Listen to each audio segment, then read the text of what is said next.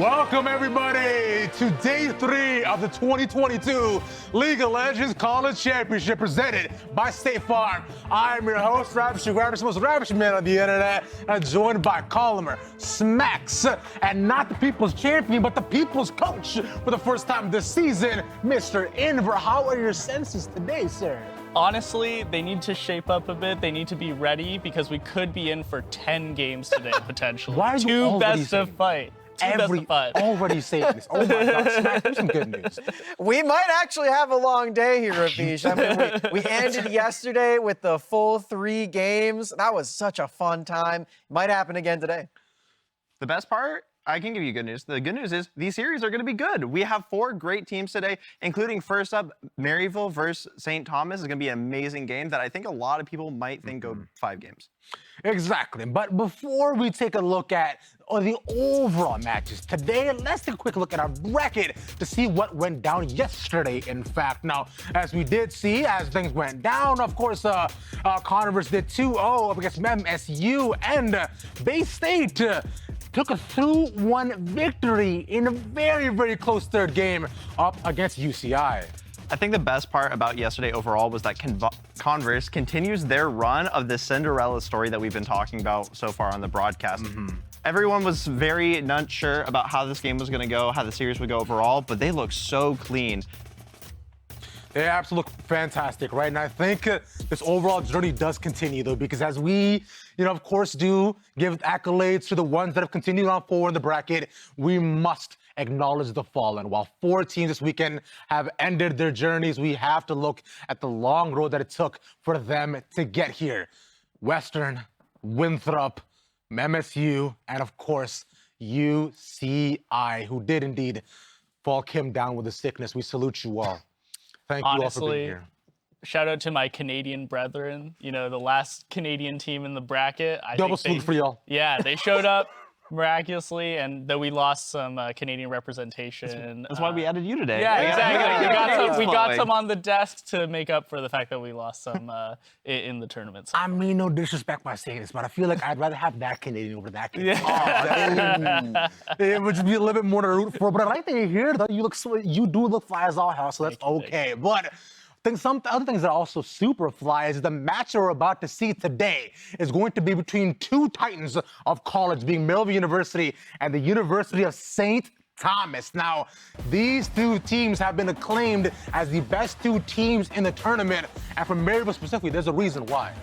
Started this year after last year's national championship, started doing power rankings, and the community was kind of not sure who was going to be the best. Throughout the entire year, Maryville has shown why they are dominant and why they are the last blue blood in this tournament. They've got a lot of banners up there on the stage. They got a lot of stars on their jerseys, too, to let us know how much winning they have done in the past. But yeah, just this year as well, they have put their noses to the grindstone, making sure they get all of the reps in imaginable. And considering as we look on their opponents of UST, they themselves, of course, not as many reps though, but they do have a lot of accolades themselves. Yeah, and I was going to say one of the accolades that's not showing up here is actually a win against Maryville earlier in the year, right? At UFest. So being able to tout that they've defeated these Titans before is something that they can bring a lot of confidence into this series. Indeed, and I think confidence is not all they bring. If you look at the lineup as well, too. These guys of course, they got bright smiling faces. They're all super tall, and many of them are indeed more jacked than I am. I know it is hard to believe. Definitely taller than you. Oh, dude. Speaking of taller, Low blow. UST going into this tournament, we talked about Shogo, we talked about this bot lane in a tournament full of great bot lanes, but what we have seen so far is the top side of this map has carried, specifically RobbyBob on this victor yesterday. Excellent performance from the entire team overall, so we'll see where they want to focus for today. Exactly, because on the other end, their matchup against Maryville is about to get a whole lot more interesting because of one thing specifically. Yeah, Maryville is going with a different jungler today. They're going with Kind Jungle, but not going to be kind today to the likes of UST. So.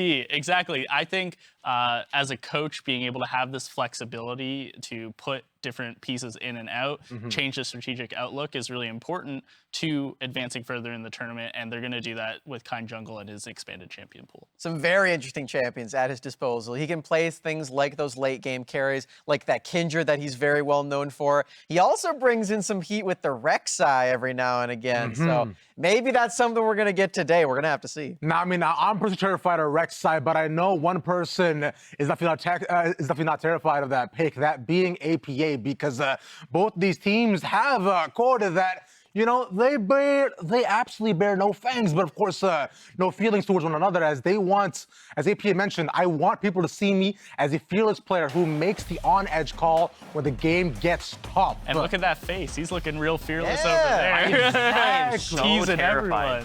everyone. Look at a face like that. Look at him. That man pokes his he takes out his own boogers on broadcast and does not take pictures. It's absolutely phenomenal. And I believe AP also has some more thoughts as well on his lane opponent for today. Winning is a very exciting thing. You have some more that you're trying to do, though. You know what the matchup is going to be in semifinals. We just saw UST. Thoughts on that? I think it would just be another clean 3-0 sweep. I think Winthrop was probably the second best team, and we smashed them, so I don't think we'll drop a game this tourney. All right. APA always planning ahead for that victory in the semifinals. Thank you for joining me for the interview. No fear at all, as it should be. Look at that man continue to stay still-hearted. But I think one person he should definitely be more mindful of, have some more feelings on, is his lane opponent in RobbyBob, or as he's so claimed as Robert Bobber. You know, it's very easy to be that confident on your squad when you've got a player like Shady on your team also. This guy was doing so much work. But yeah, these two guys, the mid laners were just going in every single time, every single team fight, making the most bold plays imaginable. I love that. Yeah, and I love the way that RobbyBob has been working with his jungle to make sure he gets the best possible lane situation and the best possible early game out of it. I think they have, in my mind, the best mid-jungle synergy of the whole tournament so far, and I think they can exploit that really easily. Hey, you know what's funny about that too is that Robbie actually spoke about how this entire season he's been working a lot to actually integrate himself with Kitzuo to be able to have a lot more, just I guess, you know, mid-jungle prowess, which they now claim and behold. I think so far between these two players, what we've seen is a lot of aggression and a lot of willingness to be that guy for their team. And I'm really excited to see what happens when these two go head to head. We saw that they were playing a lot of the Corki, a lot of the Victor, some of the more scaling, boring picks, but they were still able to make an impact early on these champions. I think the way that they're posed too is a metaphor. You know, they're looking beyond each other. They're looking forward to the finals because they already both think that they're going to get there, but they do have to get through each other first, and only one of these mid laners can make it all the way there. I just think that's the funniest part of all this too, because although looking past them on stage, if you are able to look at the pictures that they have just right behind us as well, they don't acknowledge each other at all. So what I'm assuming is that it's gonna be a perma roam lane. They're not even gonna go mid at all. They're gonna play double jungle, double top, whatever it takes. Exactly. Yeah, gonna take smite. That's gonna be it. But one person who doesn't need smite and is a roamer is Shady, the graduating senior on Maryville. Shady is probably the biggest X factor. You talk to a lot of players and coaches in this tournament, and they say Shady is probably pound for pound the best player left. He is fantastic. He is a core for this team, and he probably is the MVP if they want to continue making a run. Yeah, and he's able to just pump out damage and be in the right lanes at the right time, right? On He's base helping. lanes. Yeah, he's helping out Niles. He's helping out APA with the jungles. So I think the way he interacts with other lanes other than bot lane is going to be important for this series, and he's done a good job of it so far. And just the fact that he plays base Lux and puts such disgusting amounts of damage is on its own terrifying and fearsome. So I know, I'm sure APA is scared of Shady. I know I am personally. But before we head down to the arena, we need those predictions real quick. Max, what do you got for me? I've got a 5-game series, everybody. Ooh. It's gonna be a long day if I'm right about this, but the answer might surprise you. I have a 3-2 for St. Thomas. Ooh. I was very impressed with what they showed yesterday in their games, and I think they've got what it takes to be a new champion here. Invert? I got friends on both sides, but I do have to make a choice. I'm gonna say 3-1 Maryville. Calmer. Said the day after last year's national championship that Maryville was going to win this whole thing this time around. I'm changing my mind today. University of St. Thomas 3-2. Shocker, and I indeed also have UST 3-2. It's because they gave me a jersey. Now, with that being said, let's toss it over to our caster, LeTigress and Cubby. Let's get it. Woo. Yeah, we are in the arena for our first semifinal of the day. LeTigress here with Cubby. First time that we will be joining one another. Yeah. You had some reactions, though, when those predictions were coming out. I cannot believe that Maryville's not the favorite. They're the ones that have the banners in the studio. They're the most storied program we have, not only in League of Legends, but also Overwatch as well. 21 major titles for Maryville between those two video games. Trying to put up another one in the arena here for League of Legends, and I gotta believe with the experience on their team, what they have, I have them as the favorites, but we feel like this is the true final. And if anyone's gonna give them a run for their money, it is UST. It is a very highly anticipated matchup. Even before we actually officially started the top 8, many were talking about these two programs. Different histories leading up to the event itself, but both making splashes in their own ways. A lot of familiar faces on Maryville's side, and then for UST really emerging through.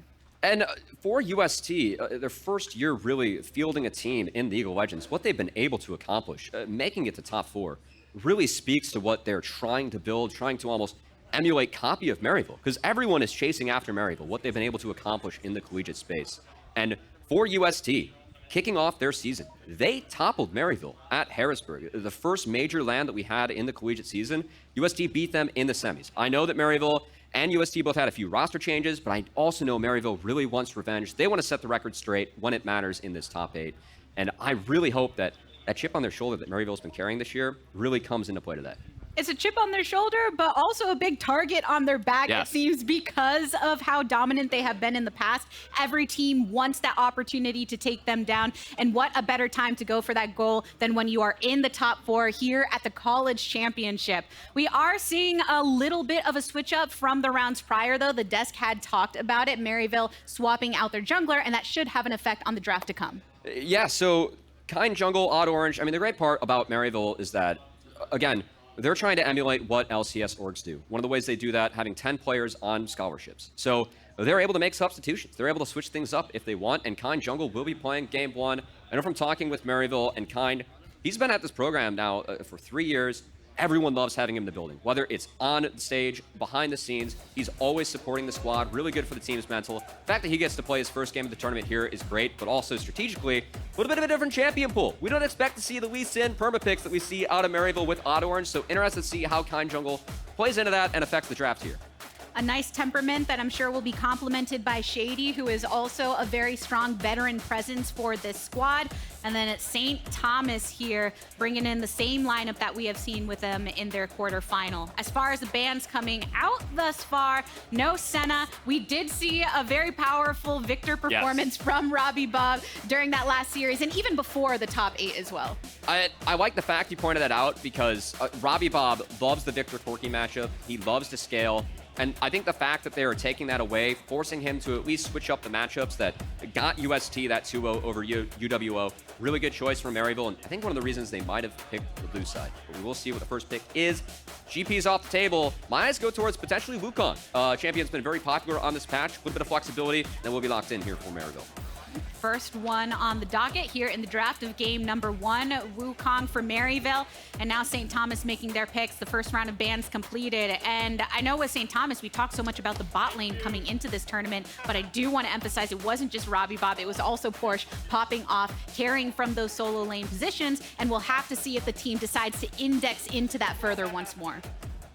And I gotta pause here, because we have seen Rengar taken away from Kitzuo for the majority of this tournament, but that is left up.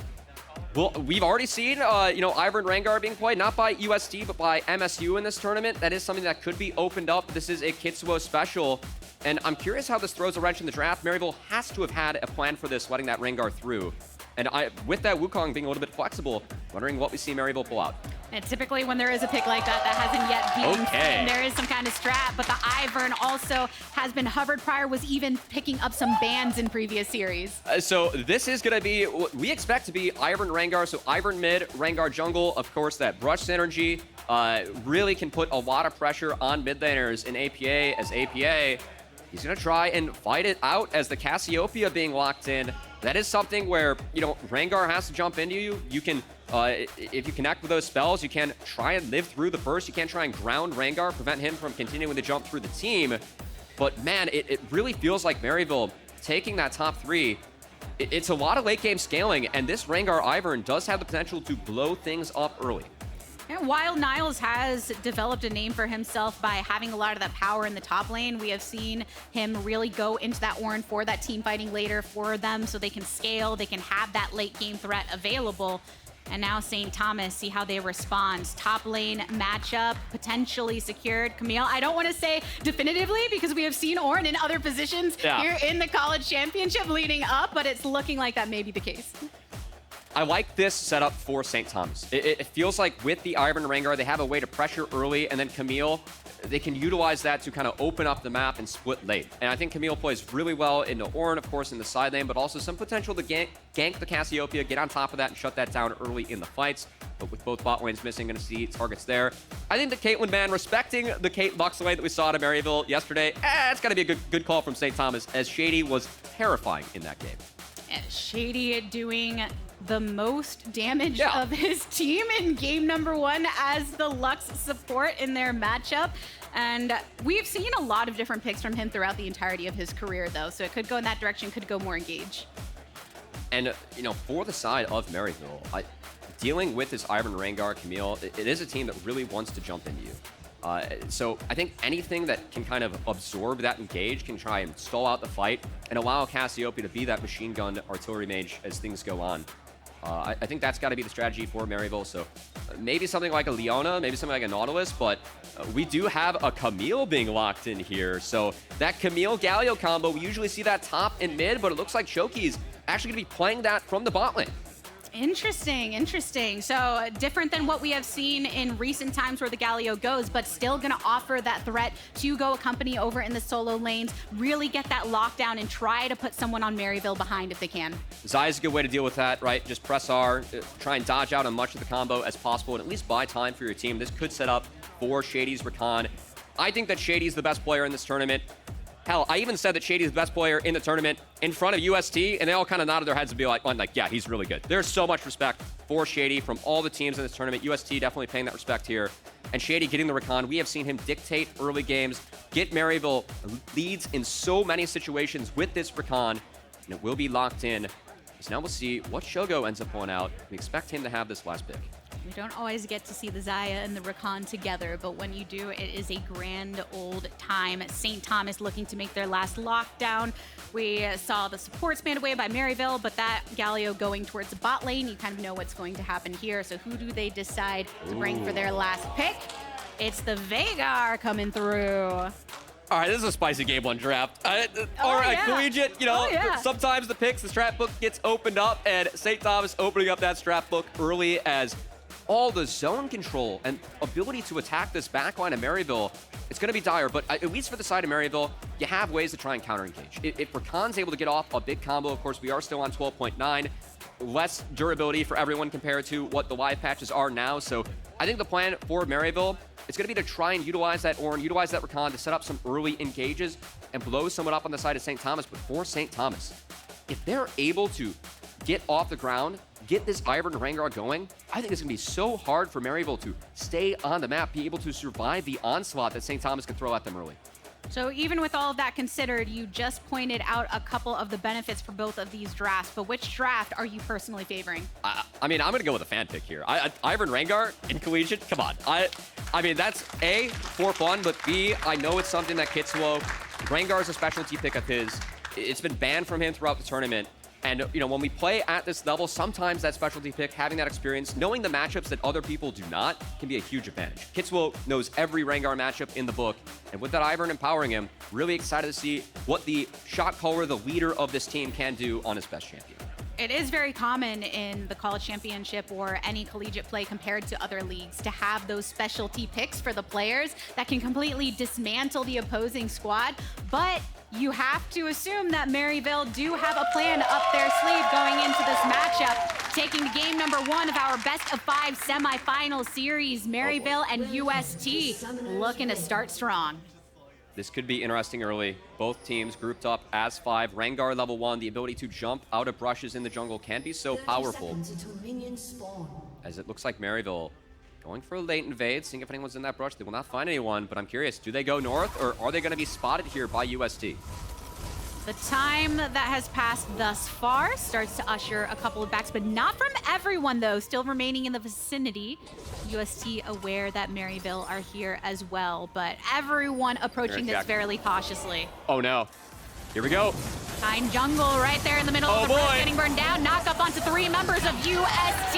It's a 1-for-1 trade. Both junglers taken away. Chookies next to fall, even using the flash prior. Porsche is still being pursued. Flash is away to create some distance. Maryville, don't go after it. 3 kills already, Cubby. That Rengar taken out immediately, I think, was the right call. Wasn't allowed to continue the jump throughout the brushes. And Maryville, that level 1, actually able to find an advantage, set that Rengar behind. He will be late to his camps by a little bit, doesn't have flash, so that first gank may not be as powerful. I think this is a great start for MU.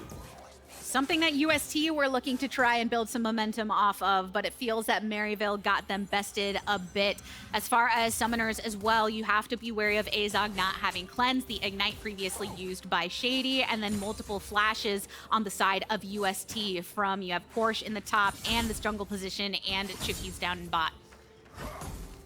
We'll see both junglers are going to work towards that bot lane first as Shogo. That's an early flash. We'll be able to at least win out on the health bar trade, but Shady, they're going to be happy taking away that summoner from the immobile Veigar. So how much of a surprise, if at all, is it to you to have Shogo coming in on the Veigar? Is that a Shogo special or just something you think UST has been cooking up their sleeve? They have to have been cooking this one up. As we're going to take a second look, looks like at that first blood. As I mean, I like the idea from St. Thomas. I think the issue is that they get split here. So it's a huge talk that lands, but Azog and APA were just able to pump out damage on the back line, and once Kitzuo goes down, you can see UST retreated in 2 different directions. So drop an extra member, MU benefiting from holding strong early, able to win out on that level 1.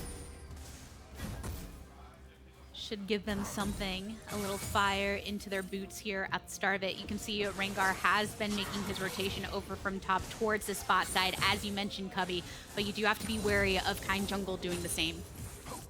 And that fight for the first crab bot, it is priority over to Maryville. I do want to return to that Shogo point, as historically Shogo has been known for playing the carry champions, the ones that go in, specializes at the Lucian Samira. But for Shogo, this is a big deal, this match, because Shogo is actually from Israel. And is not able to compete in NA Amateur. And Shogo is a player that I think can really be considered, you know, to play on those top amateur teams, even LCS affiliates, just not able to do it. Not able to find champs because of that as well. So this is Shogo's grand final. This is his big match, his chance to show that he is as good as the players that do play at those levels. I really think he has something to prove, and I'm really curious to see how he's able to do it on a champ that he's not traditionally known for. A lot of great energy about him as well as a player here on the stage. You can tell that he's invigorating the rest of the squad, which is very important here at the College Championship. I mean, even overhearing some teams in the hallway talking about making sure you play on stage the same way you do when you're at home. It's such a big difference maker for these players that are doing so for the first time in the studio. I mean, for a lot of these teams, it is their first time playing on a big stage or the LCS Studio, but for these teams, it's not. Gotta pause, though. Niles. He is here on Kitzuo, collapsed upon by Kind Jungle as well, and RobbyBob was zoned off by APA. Another kill for Maryville. All the while, the danger is going down in the bot lane. Azog getting the shield up from Shady, so some safety to be had here. Kitzuo able to get the back here. And that early roam from Niles, he forced Porsche under his turret. Instead of, you know, utilizing that to reset, walk back to lane, he actually walks mid. He does burn his TP for it, but that's well worth it. Again, setting that Rengar, Kitzuo's champion he's been known for, the champion that's been banned away from UST for the tournament. Setting him behind is, oh no, Shady! Oh, Wind War and the knockup to follow. A dead Rakan. So Azog now in his lonesome. I mean, that's the thing off of that play, because Kitzuo forced once again to have that involuntary back after that death. You know that the jungler is not a threat, but it's still not enough for MU to keep both of their members alive. Yeah, caught out by that Event Horizon, and honestly, it's really important for St. Thomas, because if you look at how this early game's gone, Kitzuo's behind. Porsche was shoved under his turret early, and Niles has a CS lead as he's slow pushing that back. UST needed a leg to stand on in this early game, and bot lane, this Veigar, at least getting off to a decent start, having that first base lost chapter, really gonna help St. Thomas moving forward. nice spike for him coming back through, and you do have to be so careful about that lockdown because early on, Shady's gonna take some time before he becomes a true durable, tank to keep that Xayah protected, and you can tell that UST want to take advantage of that. And I like this from UST. Again, Kitzuo, Chookies just running mid, making sure that they can get some control. Again, APA is someone that they will be looking to attack with this Ivern Rengar. That is the synergy. You're looking to utilize that to get mid ahead and then snowball it into the other lanes. So I like the fact UST is sending some bonus members mid to at least try and pressure APA, who, to be fair, has done a really good job dealing with that. The fact that Kitzuo has been set behind has given him a lot of safety, and if Cassiopeia is given a free lane, that can get dangerous in the later stages of the game. Especially just get that lockdown onto someone, really set up the team with that petrifying gaze and a lot of damage that you can outpour as well and keep them even zoned off here. So APA looking to build that as much as possible. We're still waiting on a lot to hit that level 6 the solo laners for Maryville have. 3v2 here in the bot lane. Kitzuo has made his way to the party, and Shady goes through, gets rooted, and wins the war, zoning off Azog. Burn down, one more slap will do it from Shogo, evening the kill score. Really well done from the side of UST as they snuck Kitzuo in. The fact that the event horizon was thrown, they had the push, and they capitalized off Shady. Again, going over aggressive, getting caught out. The leader, the senior on this Maryville squad, someone that, again, we have praised as the best player in the tournament on one of his better champions. It's been Shogo getting the best of him. Shogo wants to hit that go-go button on this bot lane whenever his jungler is there to help out. And that is a power point through which we expected them to try and capitalize. But we'll see how they end up following through because it's still fairly even. And even in the lanes themselves, right here in the top lane, Niles was making those rotations over towards mid, but still keeping the CS within control. And Niles has been playing this out really well. And, Niles historically has been known for the Jace, for the Gangplank, for the Camille, but low-key, his career win rate on Ornn, it's above 75% like 20 plays. So this has been one of his better tank champions. I think he's showing his mastery on the champions developing phase that he's been able to execute here. But on the other side of the map, that bot lane pressure that UST has built up with Shogo finally bleeds into a major objective for UST as Dragon's taken and Kitzuo's on the hunt. They want to keep that ball rolling, so Kitzuo making his way back down here towards the bottom side. Ignite utilized by Shady to back him off as soon as possible. We'll see if Maryville can utilize the fact that Kitzuo is going to choke here to maybe attack the Rift Herald as is started up. Shady baiting Kitzuo. Double hop, the lockdown, getting the root onto Azog, who uses a Feather Storm to back off here. They knew that Kitzuo was still here because they had that ward down and were wanting to bait him in. But in the end, no lives lost. That dragon was previously taken by UST as well on the bot side, so Maryville want to respond by taking the Rift Herald top. And again, Shady, good play, good recovery from him. The fact that he was just baiting Kitzuo in, keeping him there, means that Kind Jungle gets to take this one for free. As I still think that's a trade-up of objectives. I'll always take that Rift Herald over the first dragon on the side of Maryville. As we'll see where they end up using that.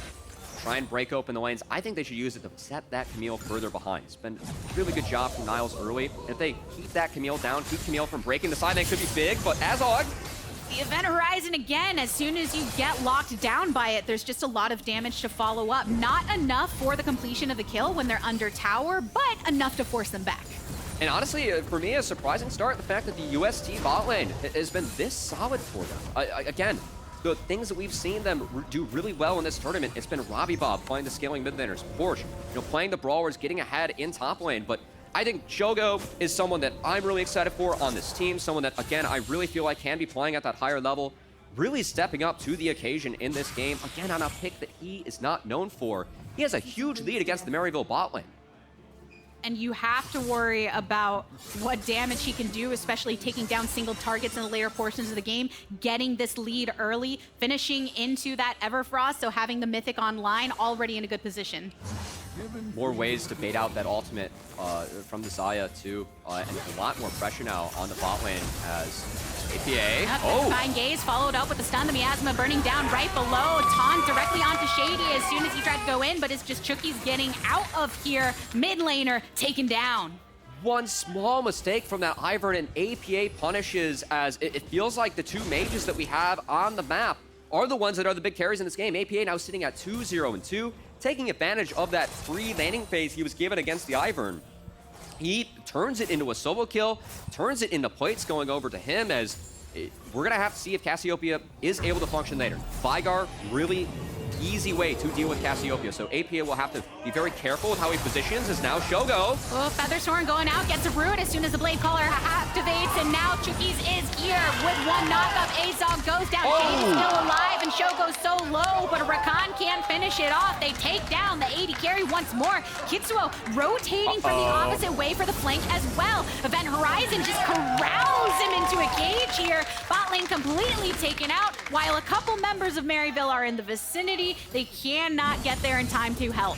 A back and forth game one here as UST. Yes, they drop something mid, but they pick it right back up in the bot lane as Kind Jungle will be looking, but actually he could be in trouble. There are two in that bush, my friend. Attempts to go for the escape, and as soon as Shogo sees that the action is still going down, the lockdown's too good. Kind Jungle was looking for something. Overreaching a bit as I guess ults were down, but not enough abilities for him. As we're gonna get a replay, a second look. Again, this trap being laid by Shogo. Oh man, this is real early. What happened here? He based. Oh my goodness, I missed that. Kind Jungle snuck in, he based. Shogo thought he was dead, and somehow because he left, they were able to turn it around in the 2v2. Really well played by Shogo in the back half. Of course, this flash to dodge out on the grand entrance from Rakan. The big thing that turns around this play and also enables the return kill on Kind Jungle later on. My, oh my, we are seeing where these priorities are coming through, right? UST, it says Shogo's feeling pretty good. You can see him talkative to his team. Let's try and index into that more. So do Maryville now, with APA and the lead that he was able to acquire, continue to put that focus there? It's tough because Maryville hasn't broken open any lanes. So ideally at this point in the game, you want Cassiopeia in the side lane. That way if resources are thrown towards her, she can 1v1, 1v2 really well. But because it's stuck mid, it's actually pretty tough for Maryville as they're going to try and break first brick top. Porsche is in trouble, but flashes out. Timing of the Ornn Horn into the Hex Tech ultimatum for that additional safety. Shady's made his way through, wants to get the charm here with the grand entrance, the quickness. Porsche using the hook shot, creating the distance, but the distance is not enough. All of this pressure over towards that top lane because of the Rift Herald that was previously acquired. It means they get to finish this turret off. Trade across the map, but I think it's good for Maryville. A good recovery as they are able to break that first turret. This can now enable Cassiopeia to go into the side lane where it could be tough for her to be attacked by this Ivern Rengar. As Cassiopeia very far ahead of the power curve. This will be traded out for the turret in the bot lane, but Maryville with that Rift Herald also picked up the top inner, so that's a huge gold injection and about a 2.5k gold swing going over in their favor. While they have the gold lead going for them, it is now slightly shortened because of that bot tower being taken down by UST. Again, differences in where their attention is being spent. That second dragon traded and picked up for UST, starting to stack those. Ocean is what's up next, so an Ocean Soul on the horizon. And if I'm UST, again, with the turrets breaking, you can see UST, they're sending Shogo mid. I think this is a good setup for UST because now, with the Galio hovering Shogo to protect the Veigar, you can have Galio hover towards the Camille lane. So you can utilize that combo in the side lane to really try and attack Maryville at this stage of the game. And I still think that Maryville keeping APA mid, it's tough. APA is the strong member. I feel like if you put him in the side, you can try and take 1-2 turrets, leave him on his lonesome. Really tough to attack that Cassiopeia. But as long as APA is mid, this will open up UST to try and find plays on sides. Look at that gold, too, that Shogo has been building up. Even has a couple of rods already in his inventory. So this is starting to be a really hard-hitting Veigar. 4-0-2 on the kill board already. A lot of funneled gold there. Something I actually did like from Maryville, overloading that side lane bot. This is something that Maryville will do quite often. You know, most teams, you play League of Legends, you play through mid. Send 4 members mid, get mid priority, and then make plays in the sides on there. Maryville oftentimes will not do that. They actually prioritize sides. You can see again here, they have a stack of 4 members in the side lane going towards this Rift Herald. That is one way to prevent Rengar, Camille, Galio from finding those plays on the sides, catching out the isolated members in the long lane. So honestly, Maryville's playstyle, I think maybe helping them out a bit here, helping them stay protected from what is pretty dire from these Rengar, Camille, Galio combos, but we'll see if Maryville's ready to deal with this team fight. As UST, they are grouped up as 5, and both teams posturing to try and take down the other. For a moment, it looked like Maryville were ready to back off, but now the root, Shady, able to escape at the hand of APA. So now UST, they used a teleport to get into the vicinity, RobbyBob doing so to get here, but as soon as kind of things were not looking like they were guaranteed to be in their favor, they decided to let this objective go over. Rift Herald and the potential trade as we see if Kitzuo is feeling aggressive. Oh boy. Ooh, Charm lands, Heroes entrance coming on through. Knock up onto multiple. The Ornn coming through as well. Slamming around. Porsche throws down the Hextech ultimatum. They do lose Kitzuo and Chookies, but it's 2-for-1 traded. Both junglers eliminated. I think Kitzuo, the leader of UST, just a little bit too far ahead of his team. It looked like a split call. It looked like UST wanted to trade out that Rift Herald for the mid-outer. So the rest of the group that escaped, a little bit too far away from the fight to follow up on the start that Kitzuo and Chookies had. I think that's why Maryville came out on top. Take a second look. Yeah, again, RobbyBob. Shogo, this fed Veigar, of course, nowhere to be seen, as it's a 2v5 at the moment. Maryville, they catch it. Kind in the choke, does go down, but at least enables a positive trade for his team. So how worried are you, Cubby, about the fact that you called out early, Kitzuo needing to be ahead on this Rengar and not being able to find the place? It's tough because you can see there, this Rengar, a little bit behind in the state of the game. I think the one real positive at this point is that you have the Moonstone completed on the Ivern. I think that Kitzuo just cannot go too far in. And all you have to do now, if you are Kitzuo on this Rengar, if you are RobbyBob on the Ivern, it's just stall out the fight. Enable Shogo to get 2, 3, 4 spell rotations down. Look at Shogo's inventory. Death Cap already completed on the Veigar. He's got the boots too, so we can turn on the Nas with the Predator if Shogo wants to go. Anytime you can try and catch him out with the Event Horizon. So I think that, you know, the early game plan didn't work out for UST, but their late game insurance is online early. Death Cap officially completed. So still going in line with that win condition that you're calling out right now, Cubby, but it's a clustering of Maryville here on the bot side. There aren't really any wards down here by UST, but they know that the lack of intel elsewhere kind of tells them where Maryville are currently positioned. And because they got that Rift Herald previously, it allows them to target the outer turret here down bot. The mid one was already weakened prior, so getting closer to removing that outer edge. I do like this though for Maryville, because we are 10 seconds ahead of this dragon. It is Ocean Soul point on the table for UST. The fact they still have a Shelly going means that UST split and Maryville goes. Oh, another Ornn. It gets knocked back onto Shogo and RobbyBob, who has to position on the outskirts. Daisy coming through for a few slabs. Porsche flashing away. Same for Chookies. All the while, the Rift Herald was slamming onto that turret. Do we see it? So it does go down because of that damage. Tier 2 taken down in favor of Maryville. So far, it's only the singular live lost from Shogo and MU. They decide to keep themselves clustered together. Dragon has spawned as well, so they could keep this action going elsewhere. Kind Jungle in the center of it all, rimming around. Kind Jungle trying to go for it, but a knock up here onto Kitzuo, who's now separated from the rest of the team. Maryville still making sure to keep themselves all clustered together so they can't get isolated. Here.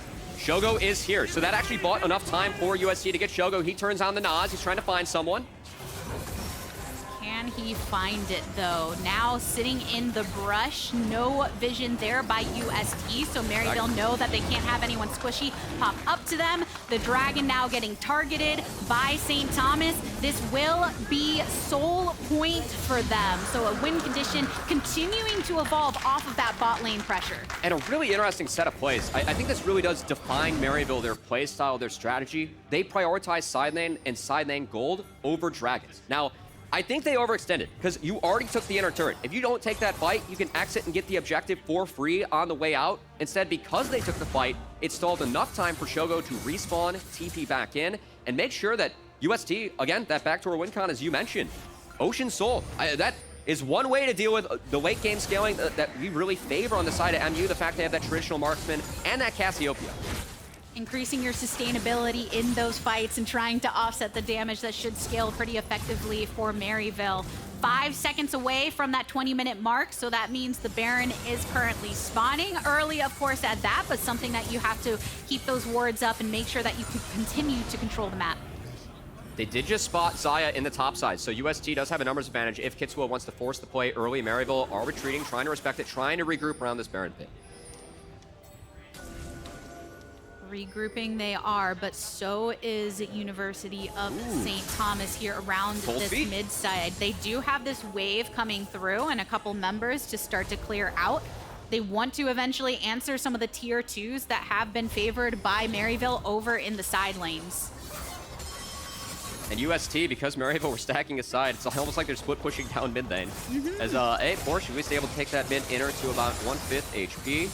Maryville decided they didn't want to stick around in that side and end up resitting. We'll get back out on the map. Again, look at how Maryville deploys. Usually we see people fight for mid priority. These guys going through bot, trying to play through the side lane. It's something that creates really awkward map states for a lot of these collegiate teams. They don't really know how to deal with it, how to respond. I think UST has done a decent job so far. They did get caught last time around, but getting used to it, trying to learn from some of the mistakes they've already made in this game.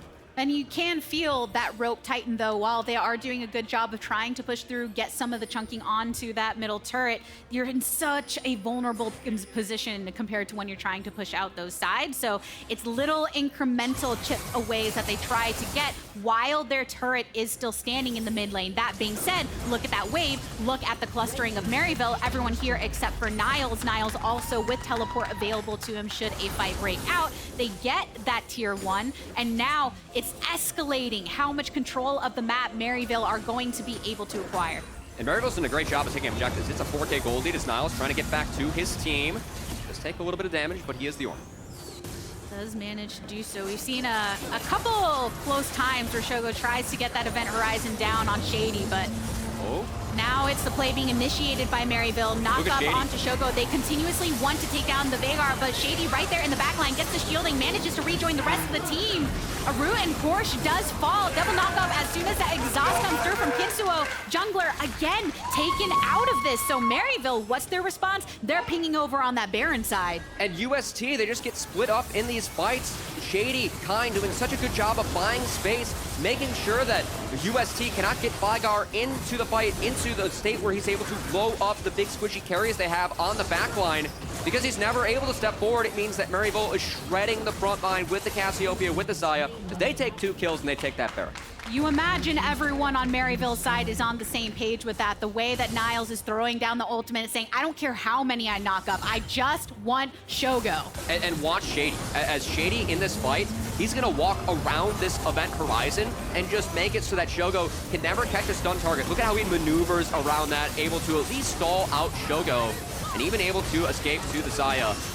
As Shady and Maryville playing that front to back really, really well. Did a great job of splitting up UST and making sure they could never truly get involved in this fight. And Azog as well. That's the nice thing about Xayah. Anytime that somebody from the opposition, you've got Kitzuo, right, that's wanting to get in your face, well, there's a lot of utility available to try and punish that in the close proximity that multiple members of UST were. But Maryville really having such a clear strategy. Targets in these team fights, they're confident in their later game scaling and confident in their team play. And I mean, the huge part about that play in the Baron is the fact that we have Ocean spawning in 30 seconds. Maryville, they have complete control now. It's going to be so tough for UST to try and secure that late game insurance plan, which is the Ocean Soul. So I think Maryville, again, putting a huge priority, making sure that this objective has 0 chance going over to UST, and UST, they're out. They're just going to take that top lane outer, take some gold for themselves, and yeah, that's the trade. Good stuff from Maryville.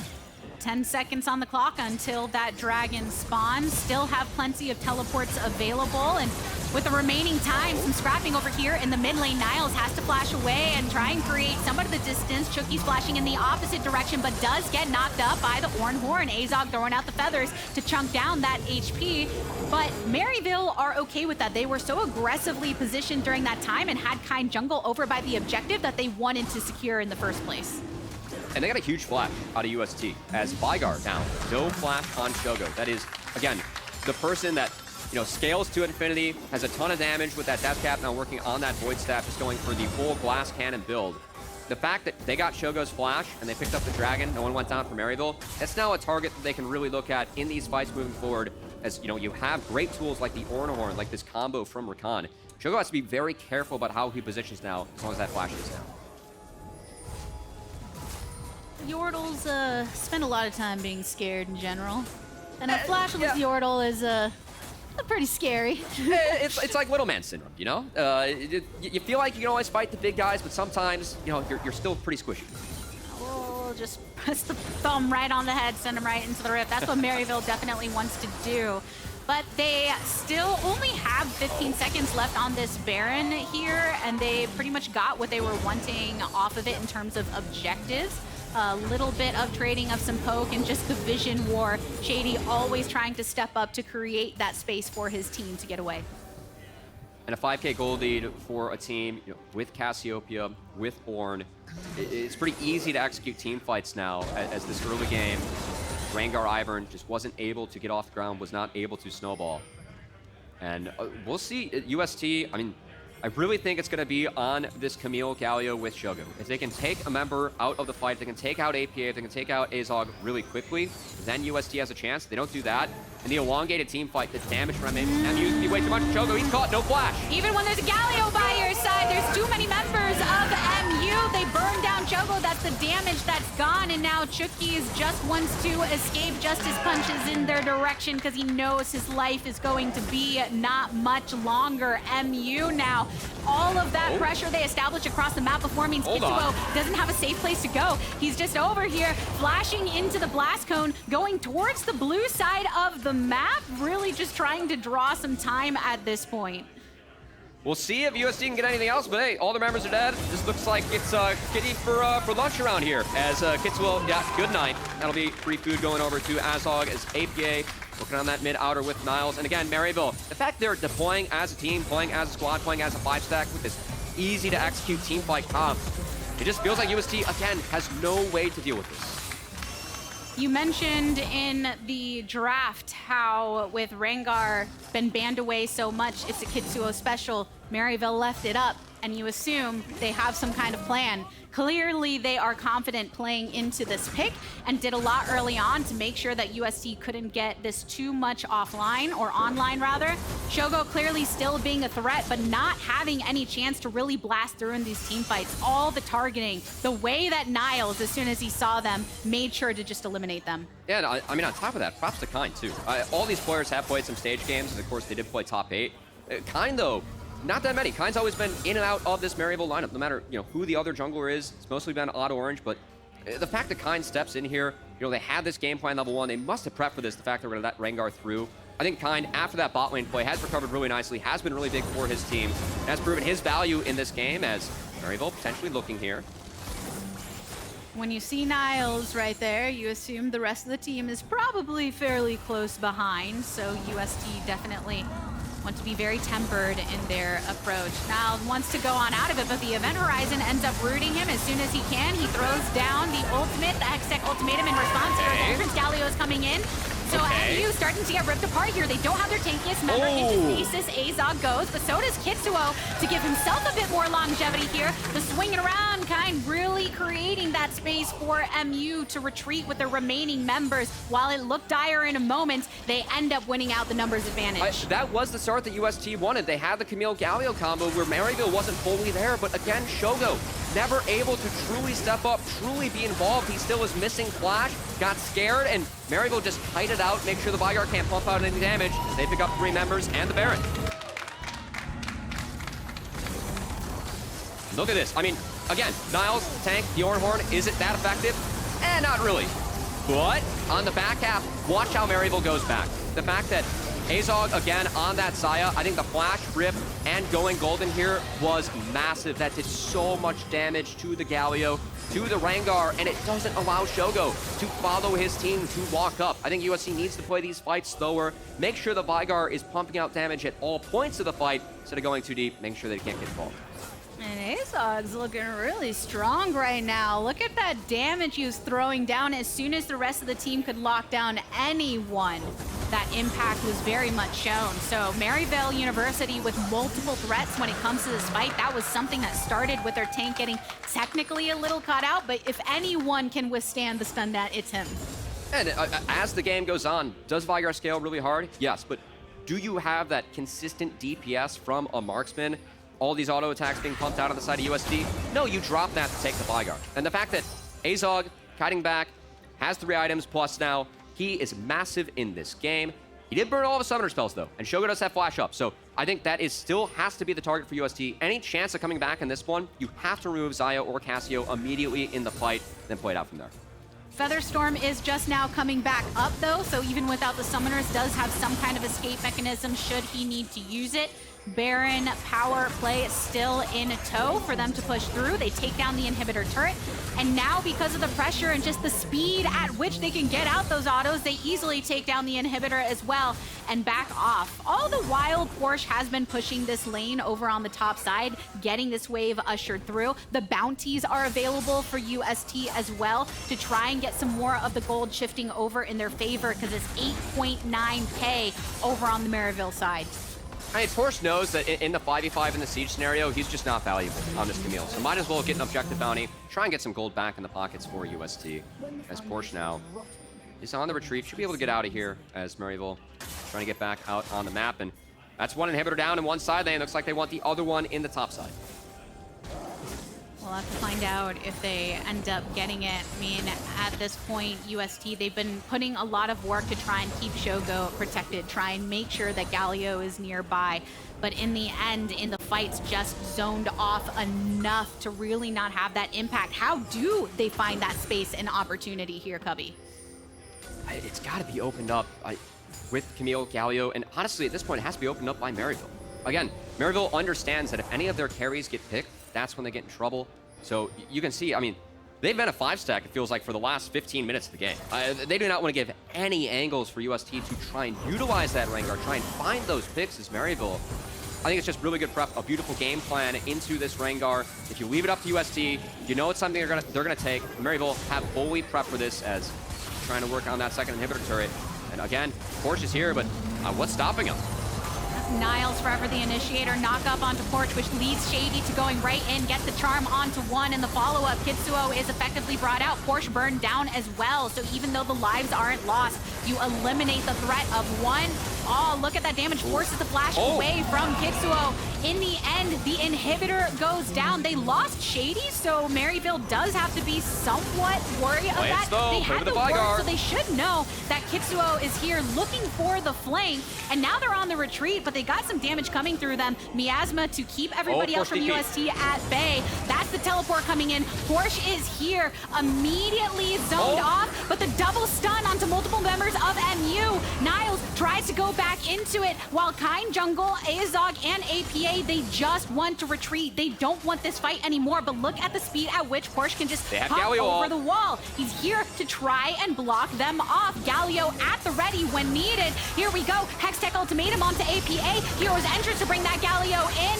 There's the resurrection as well to bring one back to life, but in the end, porsche taken down, Chookies taken down, double kill for Azog, trying to go for more. GA activated, and Kind Jungle in the air still here to try and zone off. They get the exhaust out to one. The team has made their way back to the party. RobbyBob, you can't go anywhere. Maryville looking so dire. They bring that fight back. The fact that that was a 3v5 and that was the fight the UST wanted. You play it slow with the Veigar. Make sure that the spells keep on rotating. But when Veigar isn't there, when he can't join the fight, Maryville, that's when they pick their spot. That's when they turn it on UST. They get the ace, and that should be the game. That's already a Nexus turret down. Teleport coming in to make sure that Maryville have their full squad here for the finish. This is the team that wants to put another championship under their belt. And with this win, they're one step closer to getting into the finals. I love seeing APA, little hands clap. He knows it. I turned that one on the Veigar at the end. I made sure that menace was taken off the rift as we could take that dub.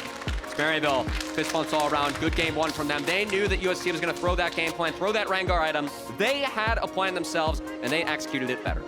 It was looking scary there in that last fight. Shady taken down, a lot of the mobility on the side of UST. They wanted to flank them and corral the remaining members of MU, but great communication from them to really turn it on its head. A lot of those nice delays too between GAs and stopwatches and all the like was just what they needed, but phenomenal opportunity for them in the end. Again, I think for the side of UST, I mean, if you're going to try any crazy strat like this, do it game one. Like, throw a curveball. Force Maryville to adapt from pick ban. Of course, Maryville taking that game. They don't have to, but it was close. We could see the power of the Veigar when they do play those fights, though. When it is allowed to play around that event horizon. When you are unable to play around those Everfrost. But the moment that they fought without Veigar, every single time they just melted to the carries that MU had. So I think it was good execution for both teams. But hey, props to Maryville coming out on top. Big statement game for them as they take game 1 and prove our desk wrong, who all had UST 3-2 for some reason. Yeah, we'll have to see how UST end up adapting in the draft and beyond. I mean, Maryville, they make a statement with a solid first win in this series. And while they're ready up for game number 2, we're sending it on over to the analyst desk. Take it away, my friends. Thank you, thank you, thank you. You could say that Shogo's go-go was a no-go right at the top. But welcome back to the desk. Guys, that was a rough start for UST, but Calmer, you were saying it, maybe this is how they wanted to start, I guess. Definitely could have imagined that the Ivern Rengar was going to come out this game when it was left up. That is a staple pairing for this team, specifically Kitzuo and RobbyBob. It just seemed that they had too much things, like too many different niche strategies going on this game that just didn't end up panning out. Yeah, and I love the idea of the mage AD carry. I think it works well in this draft for a couple of reasons. They have 80 damage on the top side, but there's a lot of difficulties in having a mage AD carry. One of them you saw in the game, which is that when the lane swap happened, mages can't hit turrets very well. Yeah. As well, a lot of their damage is oriented towards burst damage. So the later in the game goes, the tankier people get, the more difficult it is to actually do any of that burst damage. So because they lack DPS, and on the other side, Maryville had it in spades, it was definitely more difficult for them to take their mage's lead and convert that into a victory. And it got even tougher as we went along too, because if you take a look at the beginning of the game as well, Smacks, because you'll to kind of realize how, you were talking about that burst going on. Early game, they got bursted down. Oh, I forgot about this level 1. This was already a fun time, but yeah, the technical parts of this draft aside, I think it's so important that Maryville won this game in specific for the mental aspect of the draft, because against a team where they're going to pull out things like this Ivern Rengar, beating that right away just shows that you have a good strategy going into this and your prep is working. The strategy that they had going in specific with the Cassio and the Xayah was great. Ivern Rengar, the biggest thing is that you don't want to get jumped on, but both those champions have self-heal. Xayah has the ultimate, Cassio has exhaust, miasma, and just her ability allows her to kite back very easily. So it was very obvious that Maryville was ready for this and had a great plan going in. And even after that play too, which by the way, that was so sick by Shogo to be able to live there as well. Yeah. I find that was the highest point that UST did hit.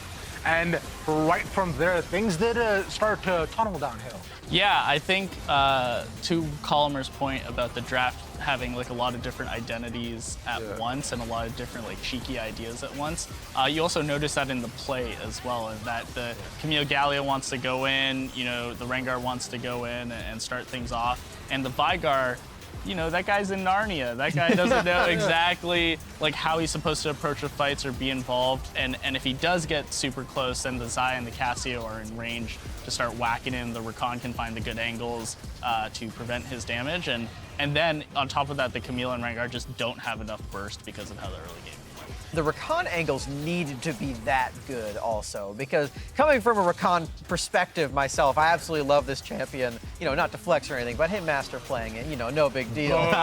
Veigar is the worst champion to play against if you're Rakan. Dude. He makes your life so miserable Definitely. with the cage. And Shady just got around it. He's got a much stronger mental than mine. In some cases, literally went around it. Around the cage. I mean, that's actually how I jump around conclusions and facts and decide, you know what? This is my narrative that I want.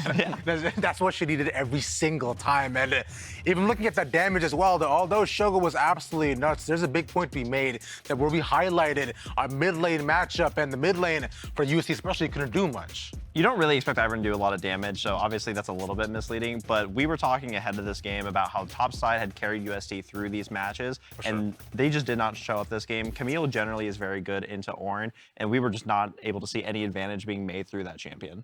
Yeah, I think the level 1 played a huge part to it too. Ivern starts W, not Q or E for that level 1, and so it actually turned the tides in Maryville's favor, not having that spell available.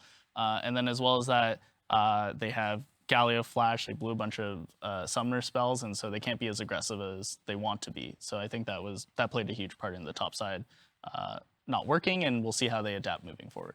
Well, it's also like for RobbyBob, he just came off the Corki and the Victor that we saw a couple of days ago. After those games, I did not expect him to have a game where he's dealing the least damage in the entire 10 members. So, I mean, no fault to him, of course. He's playing Ivern. You're not going to deal damage on that champion, but that's not the kind of style that we expected, I feel, for RobbyBob after the carry performance. Of course, we know they play Ivern Rengar, but you gotta give him some more respect after carrying the Victor game especially. I will give some credit to Shogo because we were kind of worried about how this Veigar was going to work out with the lack of damage early on. And he actually made it very close because he was able to get ahead and get a lot of advantages in this 2v2 specifically. So really good play from Shogo. Really happy to see him step up after a kind of shaky start to this tournament. But we'll kind of see going forward if they're able to continue that. I mean, speaking of continuing on forward, though, we do have a couple of different substitutions as well coming in.